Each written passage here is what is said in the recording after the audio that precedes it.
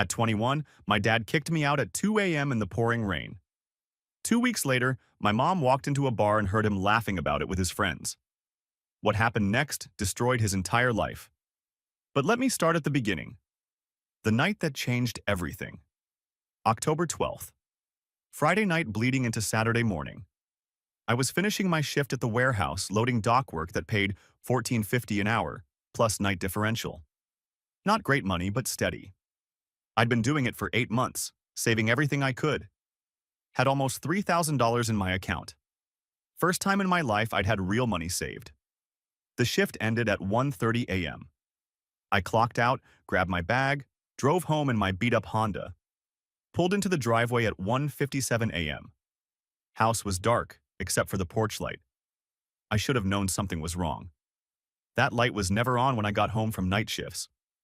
I walked up to the door. Tired. Feet hurting. Thinking about bed. About my 9 a.m. class the next day. Yeah, I was working nights and going to community college during the day, trying to get my associate's degree. Exhausting, but I was managing. I opened the door quietly. Didn't want to wake anyone. My dad was sitting on the stairs. Waiting. Still dressed. Smell of beer thick in the air. Not stumbling drunk, but that loose-limbed, mean kind of drunk, where everything becomes someone else's fault. "You're late," he said. I checked my phone. 1:58 a.m. Shift ended at 1:30. I came straight home. "You think you can just come and go whenever you want? This isn't a hotel." I'd heard this before. Usually when he'd been drinking. Usually when something at his job had gone wrong. He worked construction when there was work, which wasn't always. Usually when he was feeling like the world was against him and needed someone to take it out on. "I was working, Dad. You know my schedule." He stood up. That's when I noticed my duffel bag at his feet. The one I kept in my closet, packed with clothes. "What's that?" I asked. "Your stuff. You're not welcome here anymore." I thought he was joking. One of those drunk threats that would be forgotten by morning. "Dad, it's 2 a.m. Can we talk about this tomorrow?" "No. Get out. Now." He picked up the bag, walked past me, opened the door, and threw my bag onto the front lawn. It was pouring rain, had been all evening. The bag landed in a puddle, water soaking through immediately. "Dad, what the hell?" "You heard me. Get out." "What did I do?" "You think you're so much better than everyone else. Working your little job, saving your money, going to college." He said college like it was an insult. "Walking around here like you own the place, leaving your crap everywhere." I looked down. My work boots were by the door, muddy from the loading dock. I always left them there so I wouldn't track dirt through the house. "You're kicking me out because of my boots?" "I'm kicking you out because you're a disrespectful little garbage who thinks he can live here for free while judging everyone else."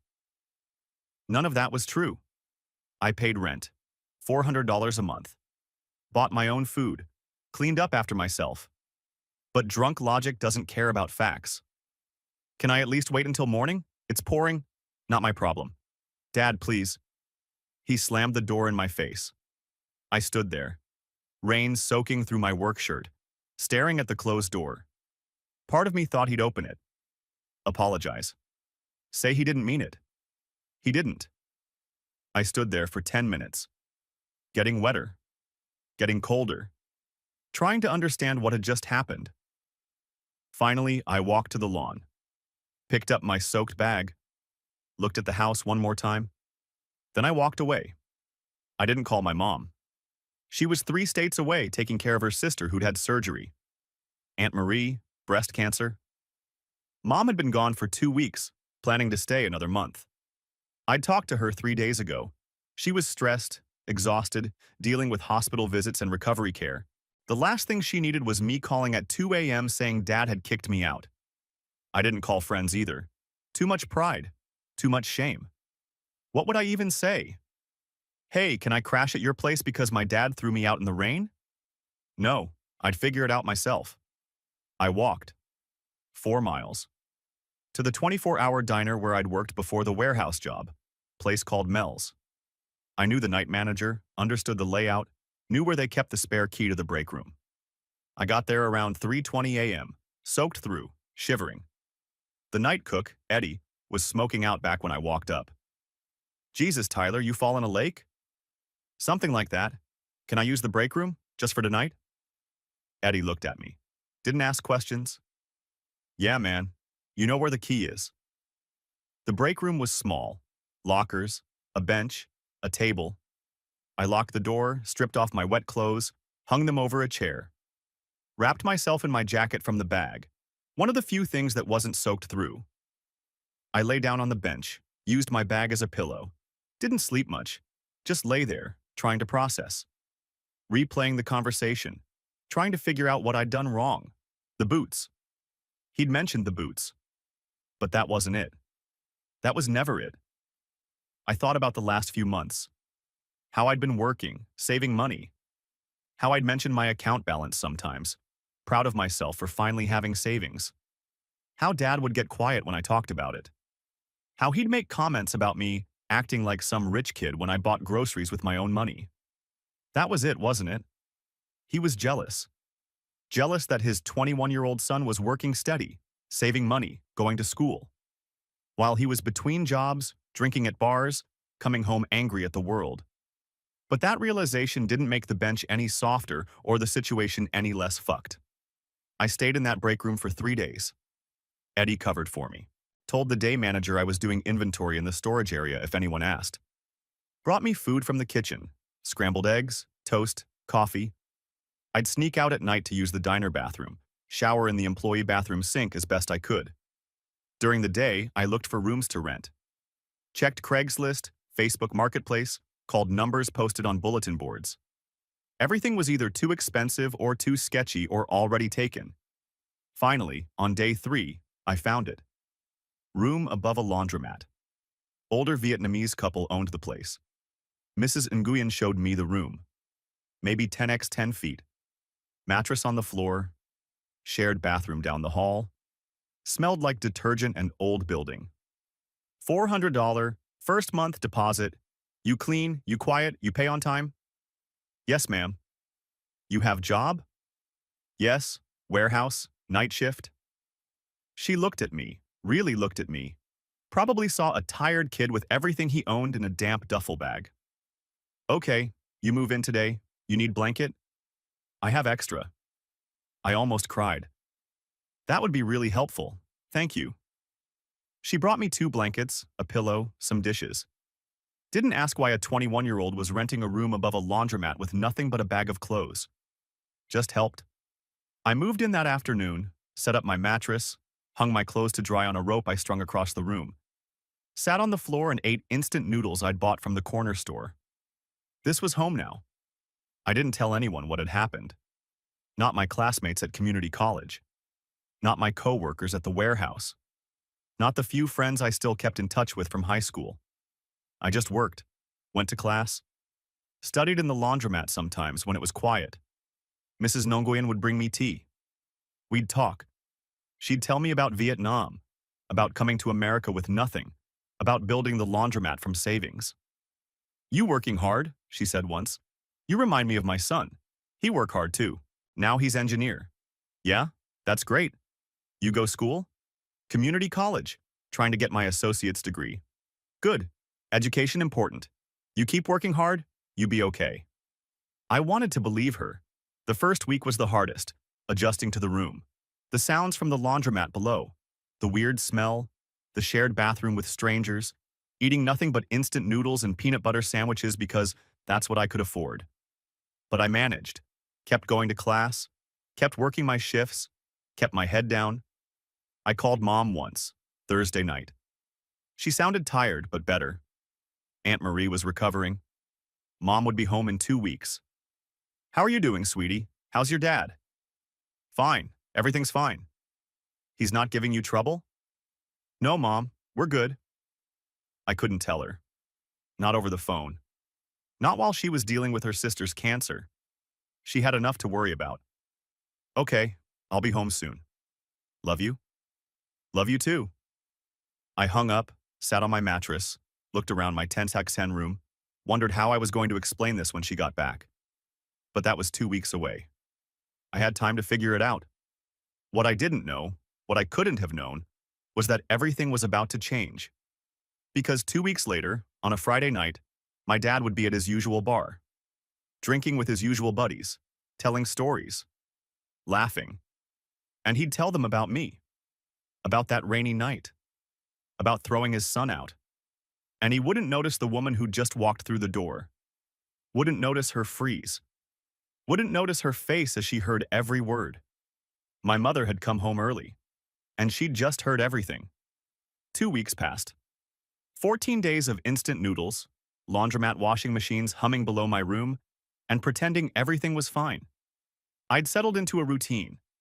Wake up at 3 p.m., shower in the shared bathroom, eat whatever cheap food I'd bought, ramen, peanut butter, discount bread, head to my 5 p.m. class at community college, study at the library until 9 p.m., drive to the warehouse, work the midnight to 8 a.m. shift, come back, sleep, repeat.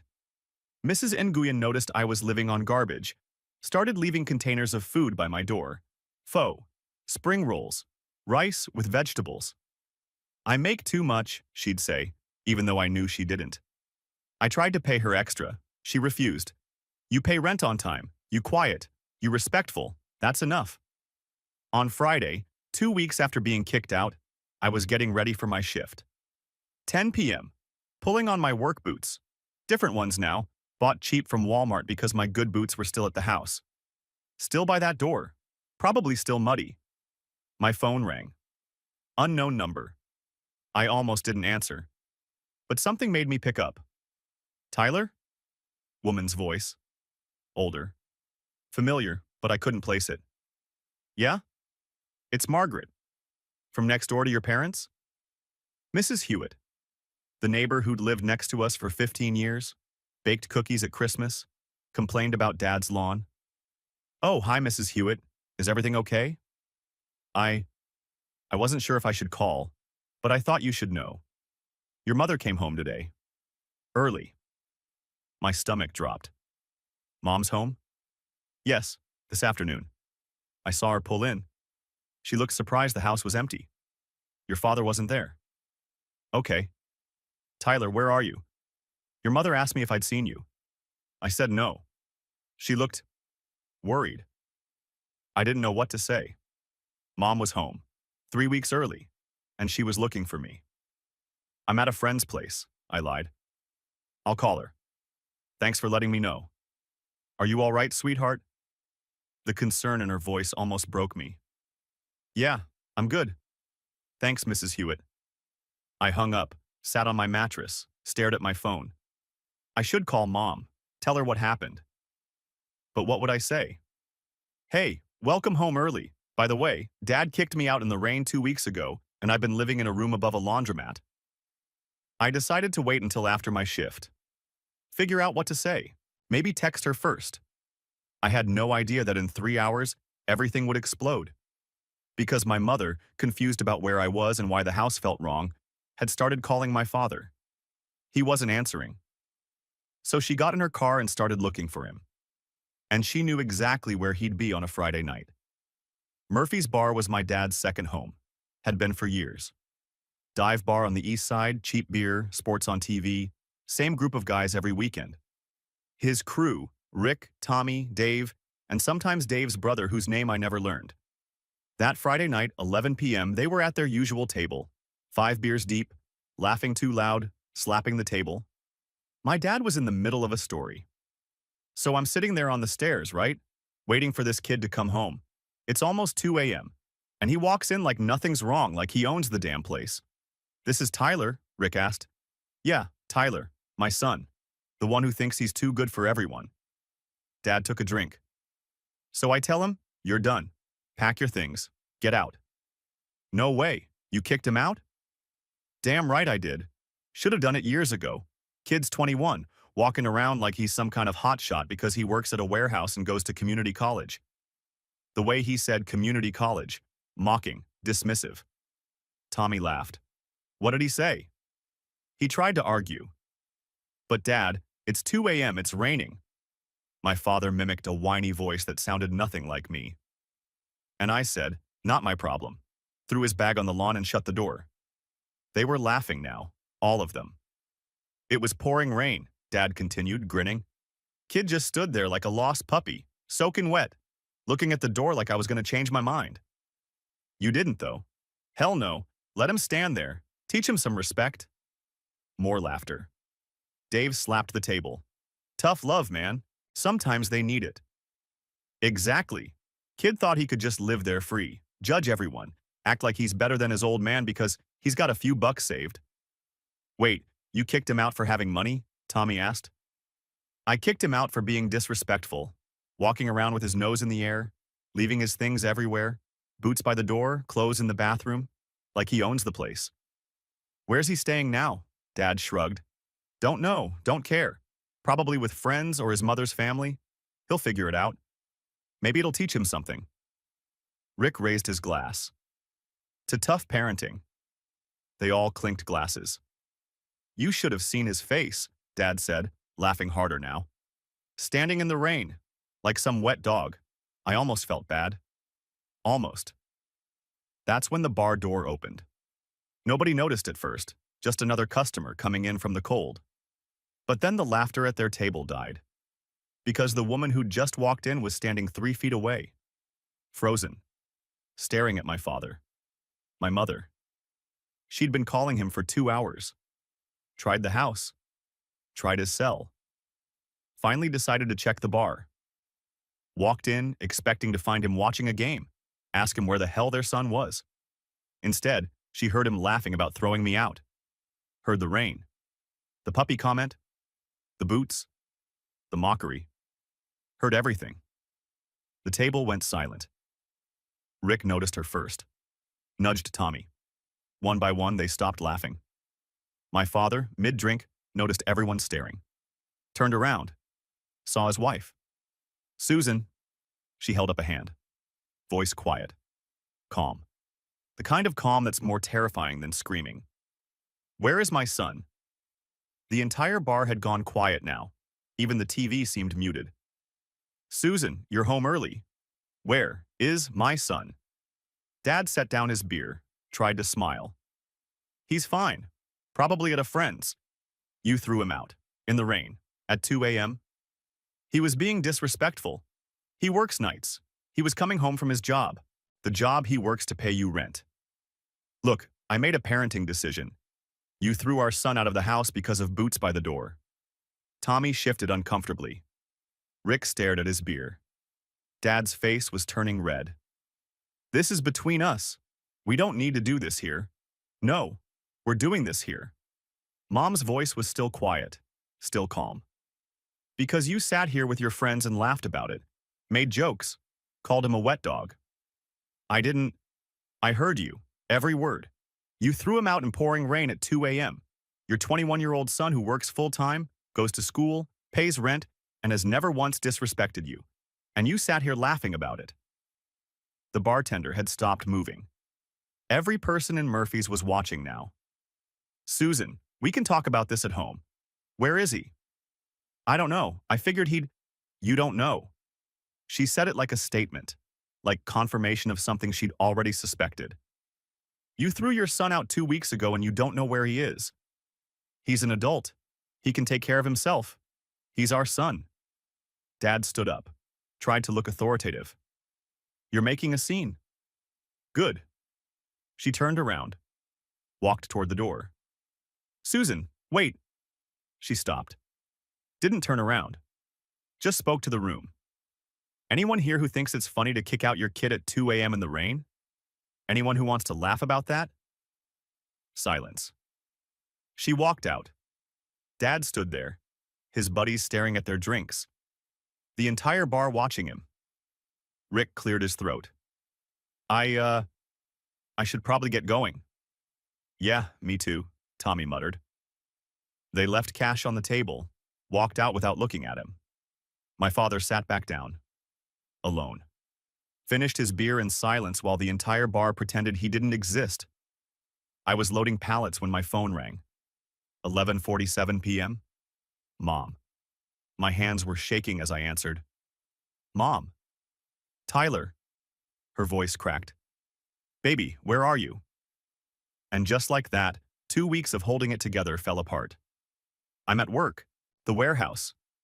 I'm okay, Mom. Where are you living? Mrs. Hewitt said you haven't been home. I found a place. It's fine. Just a room, but it's... Send me the address, right now. Mom, it's almost midnight. You just got home. You should rest. Send me the address, Tyler, please. I sent it. 45 minutes later, headlights pulled up outside the laundromat. I'd told my supervisor there was a family emergency, left my shift early. Was sitting on the stairs outside my room when she arrived. She got out of the car, saw me, started crying. I stood up. Mom, I'm okay. She climbed the stairs, hugged me so hard I couldn't breathe. She was shaking. I'm so sorry. I'm so sorry. I should have known. I should have. You were taking care of Aunt Marie. You didn't know. It's not your fault. She pulled back, looked at me. Really looked. I probably looked terrible. Had lost weight. Had bags under my eyes from working nights and sleeping on a thin mattress. Show me, she said. I unlocked the door, led her into my 10x10 room. She stood in the doorway, took it in. The mattress on the floor, the rope with my clothes hanging, the hot plate I'd bought at Goodwill, the stack of instant noodles, the shared bathroom down the hall.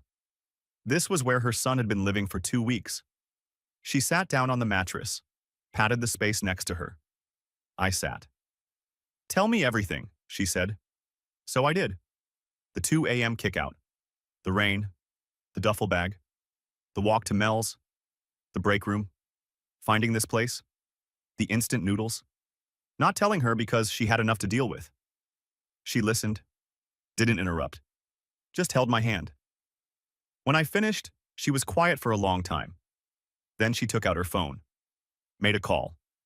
Hi, I need to speak with Karen Williamson, please. Yes, I know it's late. This is Susan Chen. Tell her it's urgent. She waited.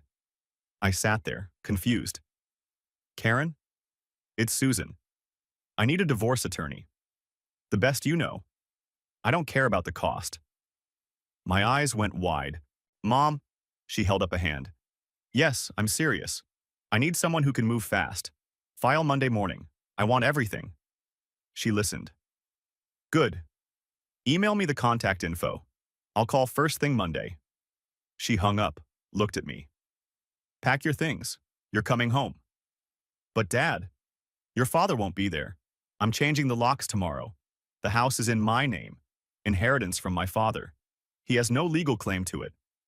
I stared at her. You're kicking him out? I'm divorcing him. And yes, he's leaving. Tonight. Mom, you don't have to do this because of me. Tyler. She took my face in her hands. My father was a drunk, abusive, mean. I left home at 17 to get away from him. When I got pregnant with you, I made a promise. My child would never experience what I experienced, would never feel unwanted, would never be thrown out in the rain. Tears were streaming down her face now. I broke that promise. I left you alone with him and he threw you out like trash, made jokes about it, laughed with his friends. You didn't know. I should have known. I've been thinking about leaving him for 2 years. He's been getting worse. The drinking, the anger, the jealousy. But I kept hoping he'd change, that he'd get better. She wiped her eyes. Tonight, I walked into that bar and heard him laughing. Heard him call you a wet dog. Heard his friends congratulate him for tough parenting. And I realized I've been making excuses for him because he's my husband.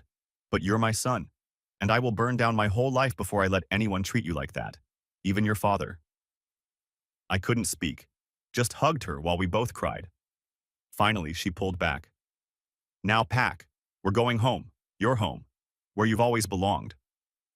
We loaded my stuff into her car. Mrs. Nguyen came out, saw my mom, understood immediately. You good boy, she said to me. I know from the start. You going home now? Yes, ma'am, she nodded. Looked at my mom. You good mother. I see in your eyes. You take care of your son. Mom hugged her. Thank you for helping him. We drove back to the house. Dad's truck wasn't there. Mom opened the door, turned on all the lights. Go to your room. Get some real sleep. Tomorrow we'll get you proper food. Monday, I'm calling the locksmith. And the attorney. I went to my room. My actual room. Bed with real sheets, desk, computer. Everything exactly as I'd left it. I collapsed on the bed. Real pillow. Real blanket. Fell asleep before my head fully hit the pillow. Somewhere across town, my father came home to find the front door locked and his wife's car in the driveway.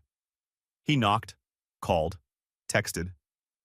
Mom didn't answer. He slept in his truck that night. And by Monday morning, the real war was going to begin. Monday morning, 6:47 a.m., my phone exploded. Dad. I was still half asleep in my actual bed, the first real sleep I'd had in 2 weeks, when the call came through. I stared at the screen. Let it ring. He called again immediately. On the third call, I answered. What? What the hell do you think you're doing? I pulled the phone away from my ear. He was screaming so loud I could hear him clearly 6 inches away. I'm sleeping, Dad. What do you want? Your mother changed the locks. She won't let me in the house. My own goddamn house.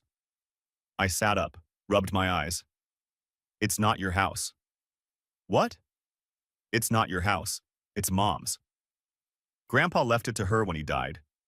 Your name's not on the deed. Silence. Then, you turned her against me. You told her some sob story. I didn't have to tell her anything. She walked into Murphy's Friday night and heard you laughing about throwing me out. Heard you call me a wet dog. Heard your friends congratulate you for tough parenting. More silence. She wasn't supposed to be home yet, he said finally. Quieter now, like he was realizing the magnitude of his mistake. Yeah, Aunt Marie's doing better. Mom came home early, and the first thing she did was look for me. You know, her son. The one you kicked out and didn't bother checking on for 2 weeks? Tyler, you have to talk to her. Tell her I didn't mean what? To throw me out? To laugh about it? Which part didn't you mean, Dad? I was drunk. I was frustrated. Work's been slow and you were walking around acting like what? Like I had my life together? Like I was working hard? Saving money? Going to school? Sorry that bothered you so much. His voice changed. Got defensive. You don't understand the pressure I'm under. Bills. Your mother spending money on her sister.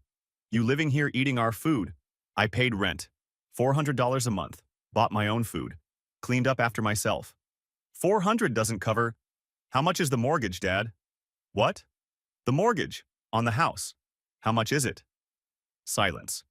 There isn't one, is there? Because Grandpa paid it off before he died. Left the house to Mom free and clear. So my $400 wasn't covering mortgage. It was just going straight into your pocket. That's not... What about the car? The Toyota you drive? Whose name is on that? He didn't answer. Mom's. Right? And the joint bank account. The one you pull money from for your bar tabs. How much of that money did you earn versus how much did Mom earn? I've been between jobs. For 2 years. Mom works full-time at the hospital. Hospital administrator. Salary. Benefits. Retirement. What do you contribute, Dad? Seriously. What do you actually pay for? The truth was sinking in now. I could hear it in his breathing. You've been living in her house, driving her car, spending her money, and you kicked out your son because you were jealous he was doing better than you. Tyler, please, talk to your mother. Tell her we can work this out. No? What? I'm not talking to her for you. I'm not convincing her to take you back. You did this. You threw me out in the rain at 2 a.m. and laughed about it with your buddies. You made your choice. Now live with it. You ungrateful little... I hung up. He called back 4 times. I blocked the number. Downstairs, Mom was making coffee. She looked exhausted but determined. Your father called you? Yeah, screaming. Wants me to convince you to let him back in. She laughed. Bitter. Of course he does. He called me 17 times last night. Left voicemails, texts, everything from apologizing to threatening to begging. What did you say? Nothing. I'm saying everything through my attorney now. Karen gave me a referral. Rachel Morrison. Best divorce attorney in the state. I'm meeting with her at 10 a.m. Mom, you don't have to rush this. Yes, I do. Tyler, I've been thinking about this for 2 years. Every time he came home drunk. Every time he yelled about bills while contributing nothing. Every time he made you feel small for having ambition. She poured 2 coffees, handed me one. Your father is a good man in some ways, but he's also angry, jealous, and he drinks too much. I kept hoping he'd change. Get help. Be the man I married. But Friday night, when I heard him laughing, she trailed off, wiped her eyes. That wasn't a man who made a mistake. That was a man who enjoyed hurting his own son. And I can't live with that person anymore. The meeting with Rachel Morrison was exactly what you'd expect. Professional, efficient, ruthless. Rachel was maybe 50, gray suit, leather briefcase, the kind of woman who'd probably never lost a case in her life. Susan, Tyler, thank you for coming in. She shook our hands. I've reviewed the preliminary information Karen sent over. Before we proceed, I need to understand the full financial picture. Mom pulled out a folder. Had everything organized. Because of course she did. Hospital administrator. She lived in spreadsheets. The house is in my name only. Inherited from my father 8 years ago. Current value approximately $340,000. No mortgage. Rachel made notes. We have 2 cars. The Toyota Camry is in my name. The Ford pickup is in my husband's name, but I paid for it. I have the purchase receipt. Good. Anything else? Joint bank account. Current balance $34,000. Approximately 80% of deposits come from my salary over the last 5 years. My husband works construction, but the work is sporadic. Does he have his own accounts? Not that I'm aware of. Everything runs through our joint account? Rachel looked up. So to be clear, you own the house outright. You own 1 car outright. You effectively funded the second car. And you've contributed 80% of the joint savings. Yes? What does your husband contribute financially to the household? Mom was quiet. Not much. Maybe $15,000 a year when work is good. Most of that goes to his personal spending, bar tabs, his friends. And you want full separation of assets? I want everything that's mine, the house, the Camry, my portion of the joint account. And I want him to have no claim to my pension or retirement. Done. With this financial picture, there's no judge in the state who would award him anything significant. You're the primary earner. The house is your inheritance. He has minimal financial contribution. Rachel leaned forward. But I need you to understand something. Your husband will fight this. Men like him always do. Not because they want the marriage, because they want the lifestyle you provided. Are you prepared for that fight? Mom didn't hesitate. Yes. Good. I'll have papers drawn up today. We'll file tomorrow morning. Service will be by the end of the week. And just like that, the war began. Dad was served at his brother's house. Uncle Jim had taken him in, let him sleep in the basement. 1 week after Mom locked him out. According to Uncle Jim, who called Mom to apologize for his brother's behavior, Dad lost his mind when he read the divorce papers. Threw things. Screamed. Claimed Mom was stealing everything from him. It's my house. I've lived there for 20 years. Uncle Jim apparently set him straight. Mark, the house was never yours. Susan's father left it to her. You know that. But I'm her husband. And you threw your son out at 2 a.m. in the rain and laughed about it. What did you think was going to happen? Dad tried to get a lawyer. Free consultation. The lawyer read the financials and basically told him he had no case. Sir, you don't own the house. Your name isn't on the deed. Your financial contribution to the marriage is minimal. You have no grounds for spousal support. And frankly, after what you did to your son, no judge is going to be sympathetic. I have rights. Yes, the right to whatever assets are solely in your name, which appears to be a 2008 Ford pickup and approximately $3,000 in your personal checking account. Dad tried representing himself. Filed counterclaims. Demanded half the house, half the retirement, spousal support. Rachel Morrison tore it apart in 48 hours. The divorce proceedings took 6 months. Not because there was anything to fight over, just because that's how long the system takes. During those 6 months, something interesting happened. Rick and Tommy, two of Dad's bar buddies who'd been there that Friday night, reached out to Mom's attorney. They wanted to testify. Rachel called Mom. "Did you know these men would be willing to make statements?" "No, I haven't spoken to them." "Well, they contacted my office, said they want to testify about what your husband said that night. They feel guilty about laughing along. Want to make it right." Mom agreed. Their depositions were brutal. Rick. Mark said he threw Tyler out at 2 a.m. in pouring rain, made jokes about how Tyler looked like a wet dog. We all laughed. I'm not proud of it. But that's what happened. Tommy. He was bragging, said he should have done it years ago, called Tyler disrespectful for having ambition, for saving money. It was jealousy, pure and simple. Rachel submitted the depositions as evidence of emotional abuse and hostile home environment. Dad's self-representation fell apart. By month 4, he tried to negotiate. Called Mom directly, against his lawyer's advice. He'd finally scraped together money for a cheap attorney who was already regretting taking the case. "Susan, please, can we talk? Without the lawyers?" "No. I made a mistake. I was drunk. I was angry. But we've been married for 23 years. And in 23 years you contributed almost nothing while living off my salary and my inheritance. I was willing to overlook that.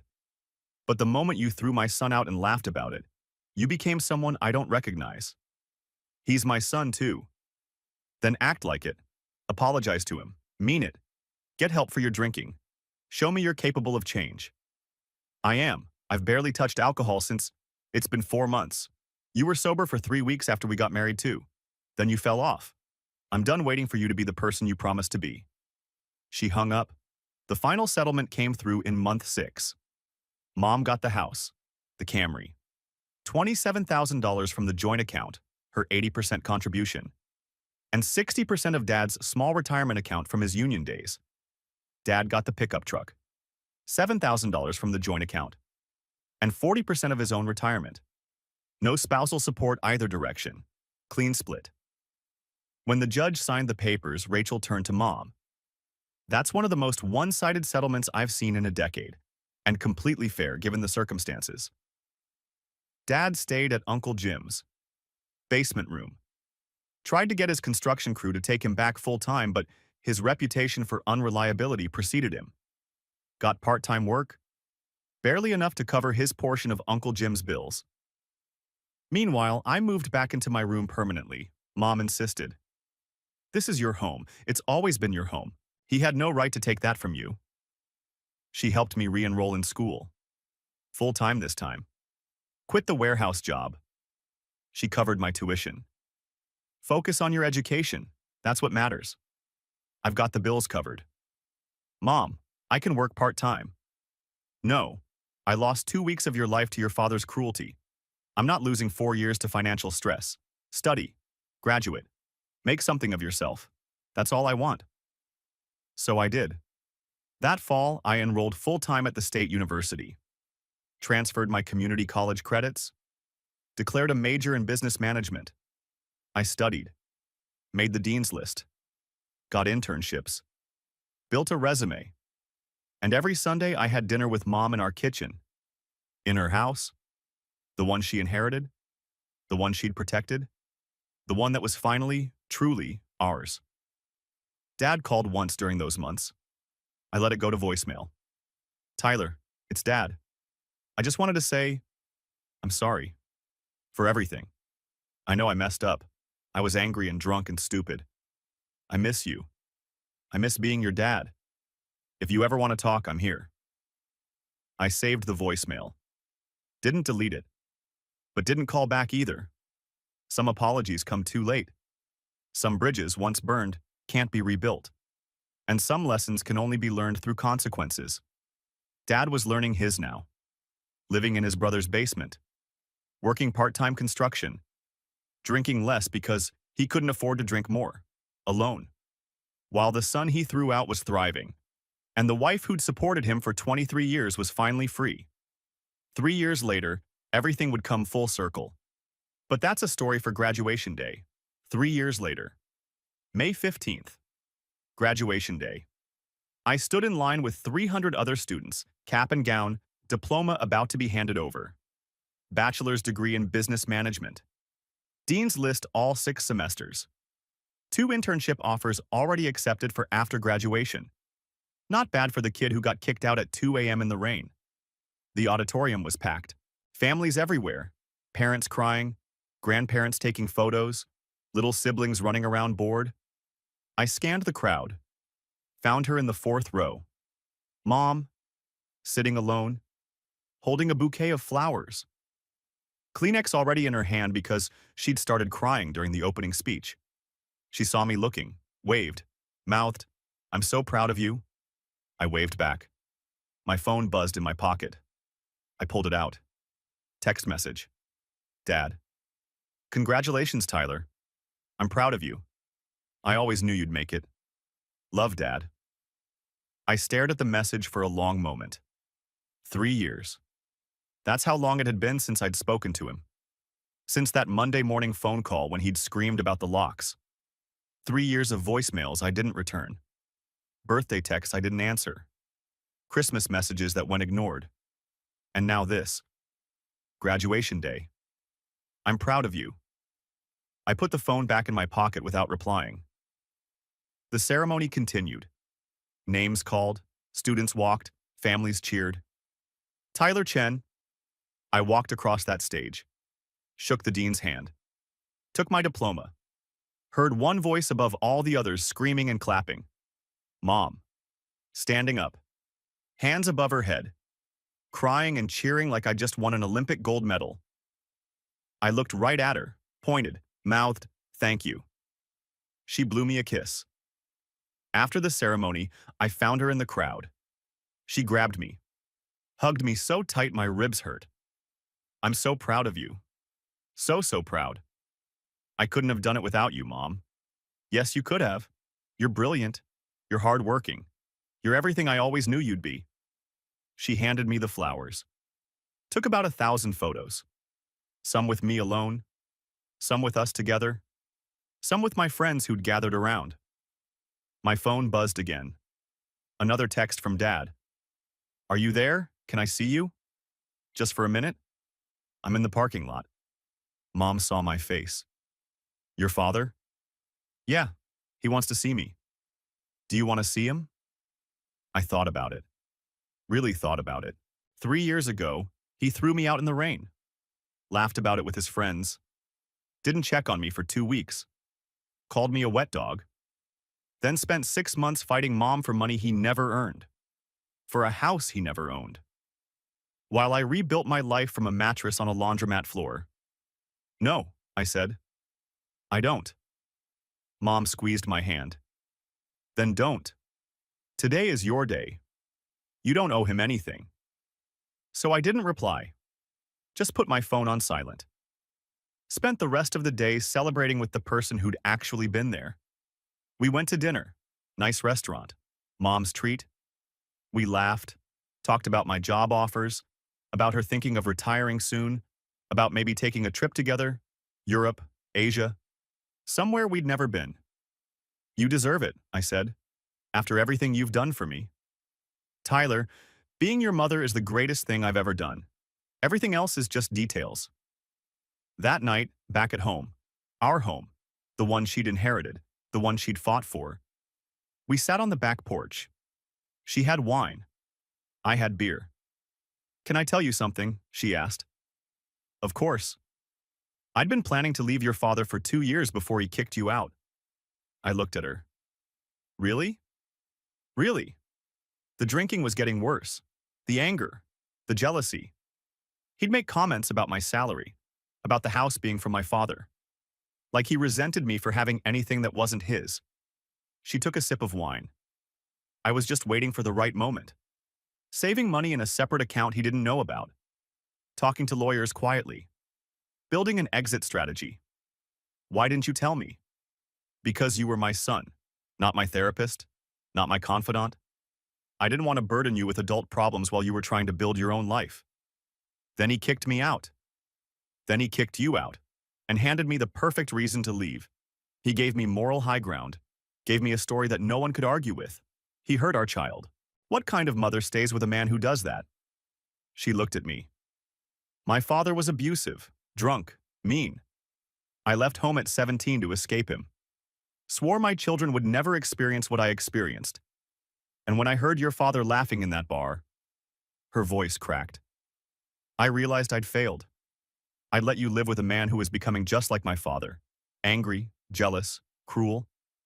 And I'd made excuses for him because he was my husband. You didn't fail, Mom. You fixed it. I should have fixed it sooner, before he hurt you. But you did fix it. That's what matters. You chose me over him. You chose us over comfortable. She wiped her eyes. My father taught me what family shouldn't be. My mother taught me what it should be.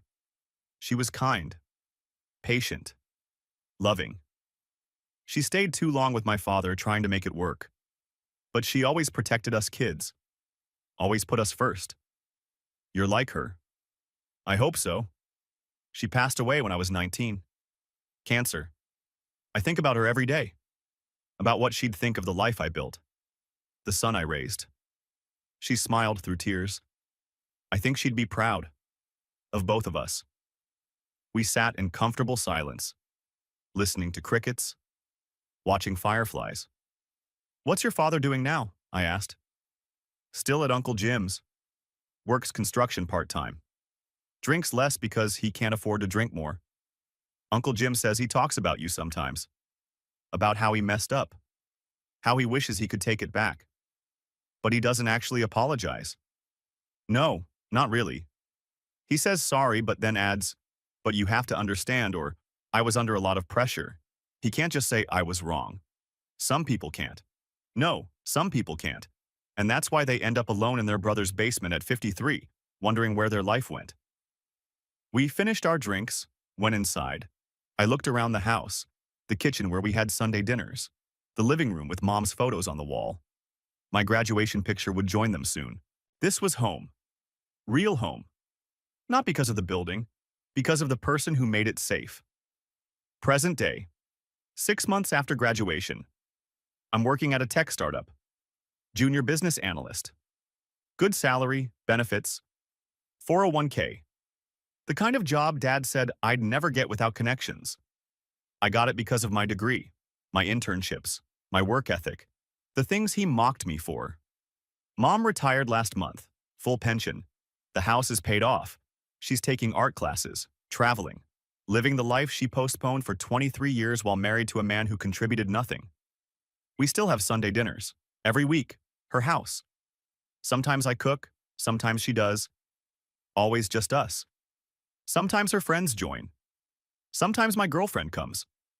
But it's always centered around that table, that kitchen, that home. Dad still texts occasionally.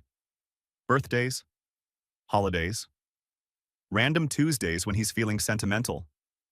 Thinking of you. Hope you're well. Miss you, son. Can we talk?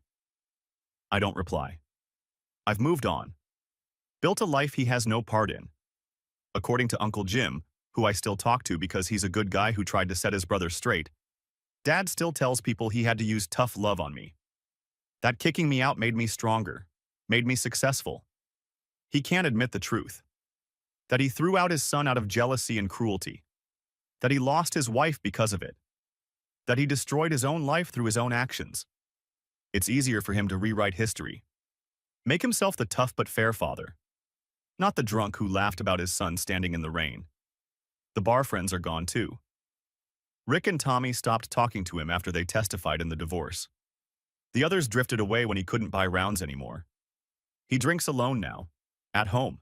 Cheaper that way. Sometimes I wonder if he thinks it was worth it. That moment of power. Throwing his son out. Feeling like the king of his castle. Was it worth losing everything? I don't think he's capable of asking himself that question. But I am. And I know the answer. Last week I was at Home Depot buying supplies for a project. Ran into Mrs. Nguyen, the woman who rented me that room above her laundromat. She hugged me. Tyler, you look good, healthy. I'm doing well, Mrs. Nguyen. Really well. I knew you would be. I tell people about you sometimes. About the boy who lived in my laundromat room. Who worked hard. Who never complained. Look at you now. She pulled out her phone, showed me a photo. Her son, the engineer she'd told me about. He got married last month. Beautiful wife. Good job. I'm so proud. That's wonderful. You remind me of him. Same energy, same determination. Your mother did good job. She did. She really did. I drove home thinking about the last 3 years, about how one night changed everything. If Dad hadn't kicked me out, would Mom have left him? Eventually, probably. But maybe not for years. Maybe I'd have graduated college still living in that house, still walking on eggshells around his moods. In a twisted way, he freed us both. He just didn't mean to. That night, Mom called. Dinner Sunday? Always. Good. I'm making that chicken thing you like, and I have news. What news? Sunday. It's a surprise. Sunday came. I showed up at 5, let myself in with my key. Mom was in the kitchen, humming, happy. What's the news? I asked. She turned around, grinning. I'm selling the house. My heart dropped. What? Why? Because it's too big for one person. Too many memories. Some good, some bad. I'm ready for something new. Where will you go? I bought a condo, downtown. 2 bedrooms. One for me. One for when you visit. Walking distance to restaurants, shops, art galleries. No lawn to maintain, no gutters to clean, just freedom. She looked happier than I'd seen her in years. The house served its purpose, protected us when we needed protecting. But I don't need protection anymore. I need adventure. I hugged her. I think that's amazing, Mom. Good, because I'm putting your father's name on a list of people who are not allowed at the open house, along with his brother and those bar friends. We both laughed. That's the thing about burning bridges. Sometimes the light from the fire shows you the path forward. And sometimes the best revenge isn't revenge at all. It's living well, being happy, building something beautiful from the ashes. It's Sunday dinners with your mother in her new condo. It's a career you built yourself. It's knowing that the person who tried to break you only made you stronger by accident. And it's looking back on that night, standing in the rain at 2 a.m. soaking wet, watching the door close, and realizing it wasn't an ending. It was the beginning of everything good that came after. My father taught me what family shouldn't be. My mother taught me what it should be. And that's the only lesson I'll ever need.